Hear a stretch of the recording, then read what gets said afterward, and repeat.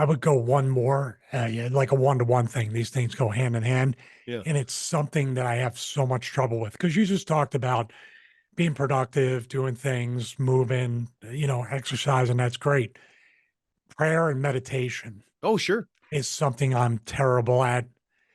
And I do my prayers. We do our devotionals. I send you what my wife and I talk about in the morning and at night. We're better, but I do have a thirst and a hunger to bring it all down Mm, because if I can bring down everything, heart rate, mind racing, clear my mind, sit there and do nothing for yeah. however long, or even just listening to the Hallow app or following their prayer meditation, I feel like I could get even more done Mm, when it's time to say it's go time because yeah. it's go time because I I carved out the space and the time Mm, for no time, like no go time, just yeah. myself. And that's something to the point like sometimes when I get overproductive or I feel like I'm doing way too much or sitting in here way too long, start to get a little bit of a headache, start to get sensory overload, eye Sure. strain from the computer.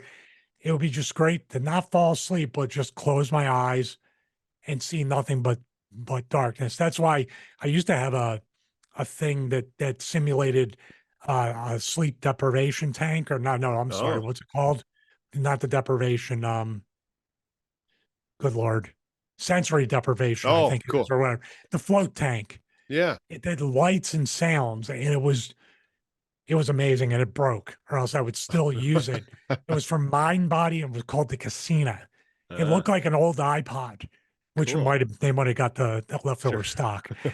But man, dude, it made such a difference to the point where just like the cold plunge in the sauna, I was like, maybe I should go on Temu or Alibaba and buy a Yeah, floating tank sure. because it's sometimes you have to just literally box yourself in and shut everything out, Sure. Yes. and I mean, are you really, let's say, proficient or are you very consistent with prayer and meditation, or is it something you struggle with too? I mean, I would say I'm relatively consistent, but I think I think to your point, as far as keeping your mind sharp, you have to allow your time for your mind to stop too. And that's part of keeping your mind sharp. And so for me, I try to shut down every day and shut down and have some form of prayer or meditation every day. Um, Maybe not a traditional sense, but I always at night when I go to bed, I always put on a sleep story that helps my brain shut down. I use an app called Calm app, and it helps me meditate or shut my brain off before I go to bed. And I keep it real low because my wife doesn't love the talking at bedtime, but I keep it real low, keep it right by my head so I can hear it and she can't. And it helps me shut off. But then there's times during the day where I will just try to stop. I might be in my office, might be at my desk and just stop and not have my phone, not have the screen, not have anything and just sit and let my brain shut off and be very intentional with shutting my brain off. You know, if prayer's not your thing and meditation sounds like it's more up your alley, then it's the intentionality of shutting down to allow your brain that time to take that break so that it can stay sharp because if it never shuts off, you're going to eventually need a break. And so shutting your brain off intentionally throughout the day can uh, help with the productivity throughout the day. If you shut your brain off during a lunch break or something like that, to where you just take a few minutes and try to be still as still it can be, focus on the breath. If you don't want to like meditate, so to speak, just focus on breathing in and out. It helps shut your brain off. Anytime your brain starts to wander, you bring it back. And now you're intentionally giving your brain a break. And I think that's huge, dude. I think that's a huge thing that you just said um, when it comes to keeping your mind sharp. Yeah, I've tried that Wim Hof. That's why I got the cold Mm, plunge, trying to do yeah. forcing myself to breathe in the uncomfortable Yeah. circumstances and situations.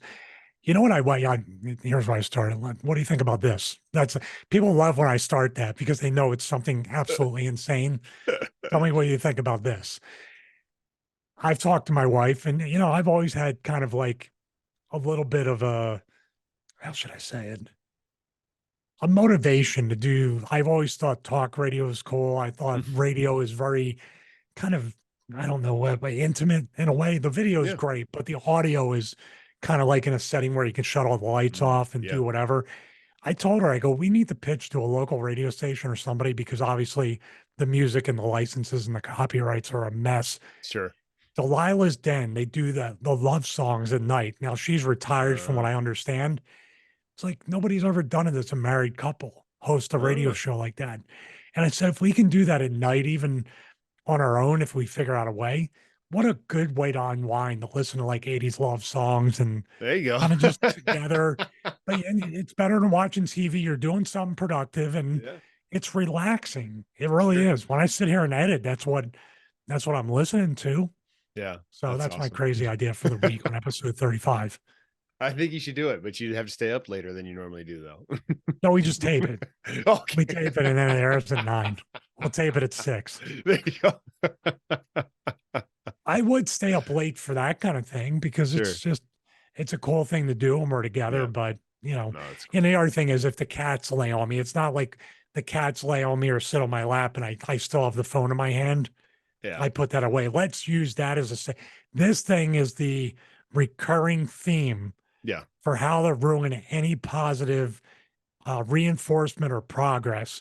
You put this thing down, you Mhm. use it as little as possible. You don't do this, Yeah. and you'll be way, way better. I agree. I agree. The less you can be on your phone, the sharper your mind's going to be. With that said, though, there are a few apps that I've tried. Have you ever tried like there's a Elevate app? Have you ever tried any of those?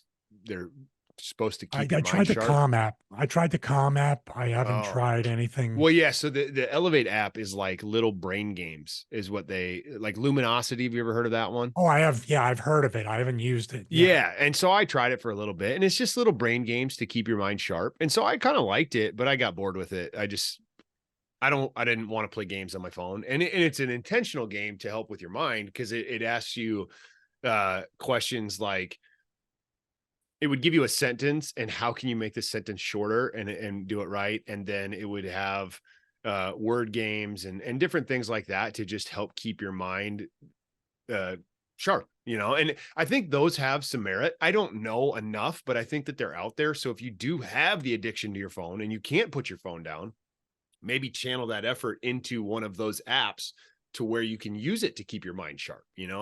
Like ideally, if you could put your phone down and find something else outside of your phone to keep your mind going. But if you want to stay on your phone and that's what's best for you and you can't think of anything else, try getting one of those apps. The two that come to mind is Luminosity and Elevate. I tried the Elevate one. I never did the Luminosity. I think Elevate had like a free trial thing or something, and so I tried it, and it was fun for a little while, and they kind of gamify it to where you can see your score and all this kind of stuff, and it was Yeah. kind of cool.